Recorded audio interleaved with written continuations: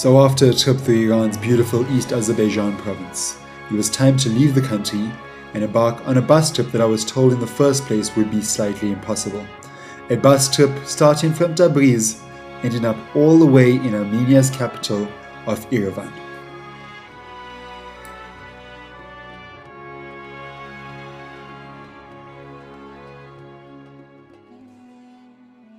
But first to load up on some cheap Iranian snacks and then off to the bus station.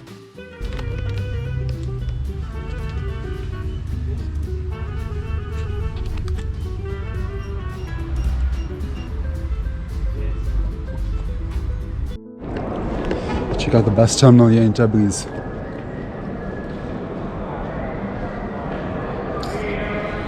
Pretty neat. So yeah, I think I'm here on the international one. I'm not too sure yet. I need to find out.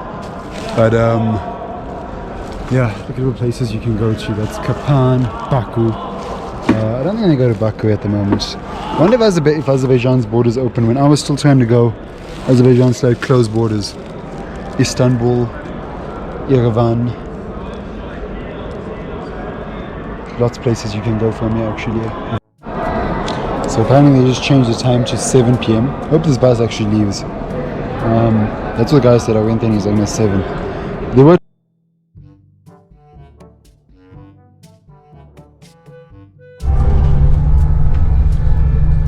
supposed to leave at 6 p.m.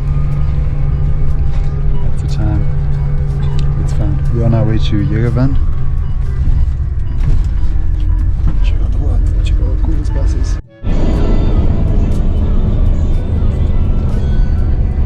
This trip either takes 8 hours or 12 hours, I'm not sure. I think it all depends on the border crossing. But I'm going to try and get some sleep before that border crossing because I can see for me being not Iranian or Armenian, it's going to be a long one.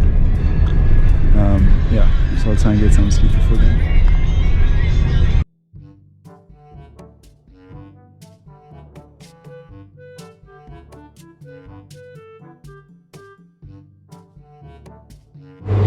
Not even 30 minutes in, we made a stop to eat.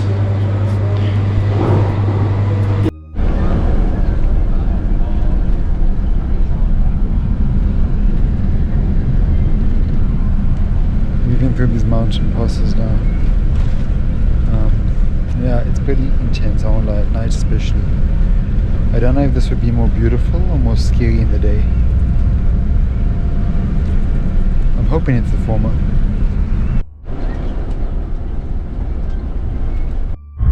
It's just stop of some sort. Passenger crossing, truck crossing.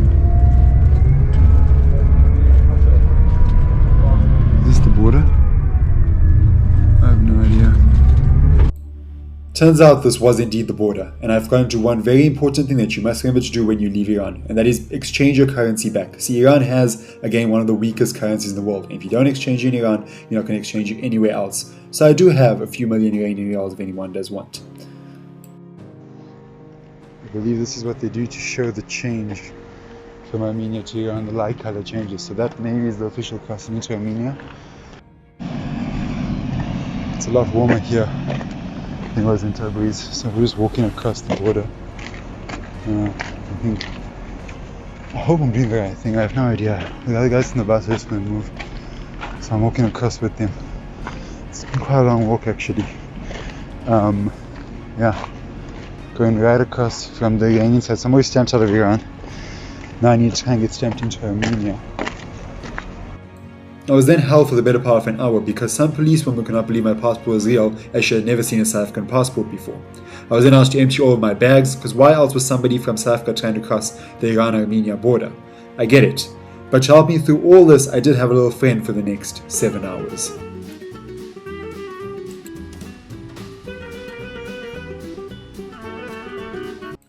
After scanning about 30 or 40 trucks, the border control finally got to our tour bus and cleared us to enter Armenia in the early hours of the next morning.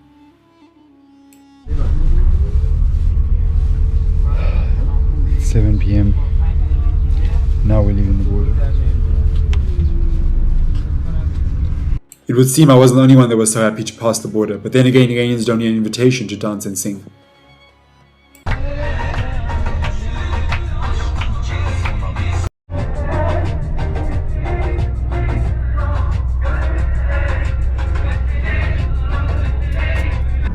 We then started climbing into the mountain range, which I cannot pronounce. It had gotten a lot colder and a lot snowier, which made it a lot slipperier, and this bus, which had been imported from some part of England where it was used as a tourist bus for Japanese and Korean tourists, was certainly not equipped to take care of this. That did not mean our driver would stop overtaking trucks, though.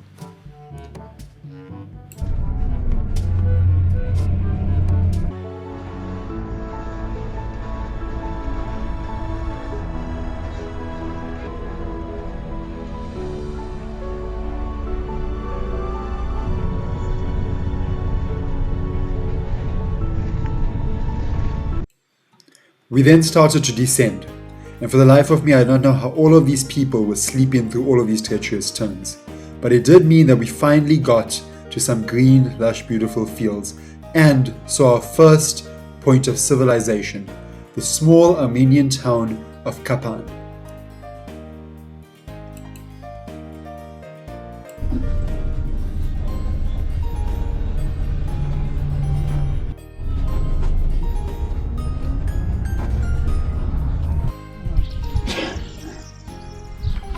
This is our stop after about 5 hours.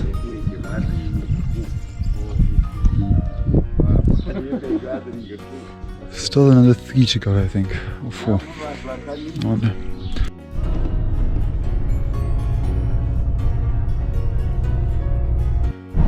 It's no longer snowing, it's just gotten a whole lot warmer.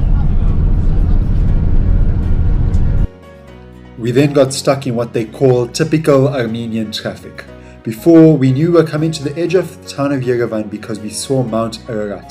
This is a mountain that people believe still has the Ark of Noah today.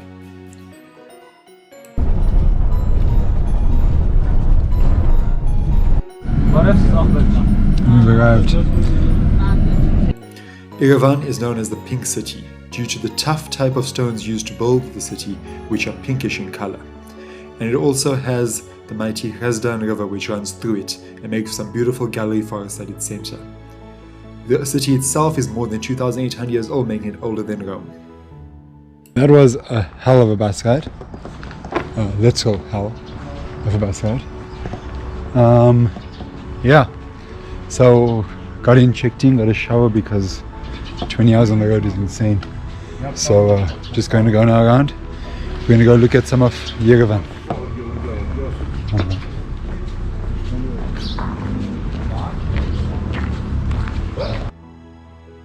There's your Soviet-style apartments. Soviet cops going past. But yeah, they're up there. Armenia was formerly part of the Soviet Union, and even today there's a very strong Russian presence in the country.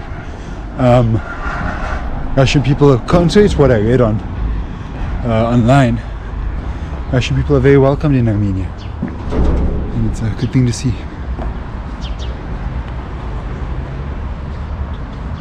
I see a lot of Russian tourists around, they're having a good time. It's not as you've been told, whereas Armenia tourism made it seem like they were very pro-Ukraine. There's the guardian of the street has stay on. Nobody's messing with that guy. Nobody here is messing with him, so yeah. He'll take care of everyone on this street. He stands on top of that roof, takes it the whole day.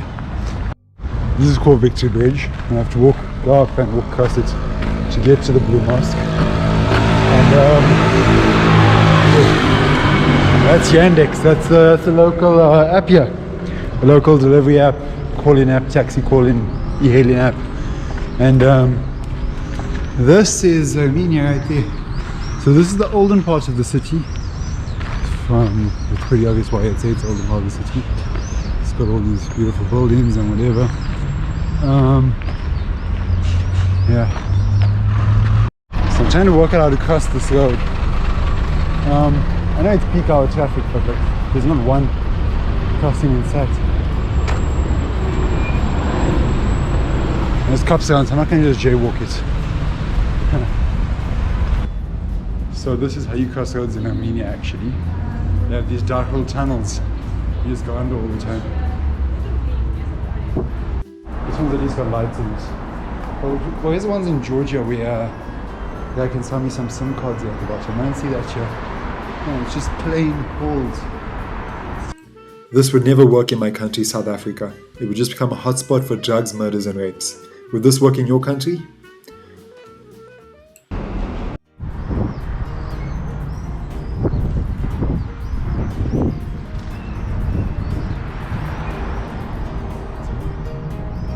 I have no idea what building that is, but it looks really cool. Searching for those ones there. I'll probably find out later what sort of buildings those are. That's Yerevan by night. So I just came on the street and I found this Lebanese place. So there's lots of exchange between Lebanon and Armenia because of the history, and I'll explain that a bit later. But yeah, so there's lots of Lebanese places that are, well, if you guys ever come to... Lebanon and Armenia relations strengthened during the Armenian genocide. The mass slaughter of Armenian people by the Ottoman Empire during World War I, one of the most famous examples being the Syrian death walk, where Armenians were forced to walk through the desert until they died of starvation or thirst. Lebanon was the first country to recognize this as a genocide, and as a result, relations have strengthened with Armenia and there's lots of exchange between the countries. So always be good at Lebanese food in Armenia. And Lebanese food combined with a 20-hour bus ride is the perfect ingredient to put anyone to sleep. And so that is exactly what I did. We now pick it up again the next morning. So yeah, it's the next morning. Didn't manage to get up early and I slept in a bit. Again, there was no one there to check me out. So just dropped the keys and I said I'm on my way. Hopefully there's not a problem with that. Yeah.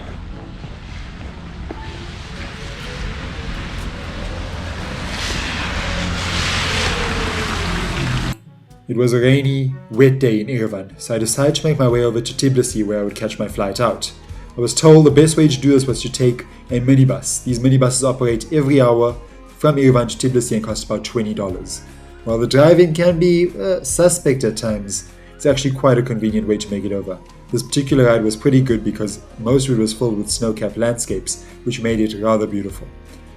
If you enjoyed this trip and this crazy journey we can call it from Tabriz all the way to Tblisi, I suggest that you like and also subscribe to the channel as we have a lot more from other weird parts of the world coming up. Thank you and bye.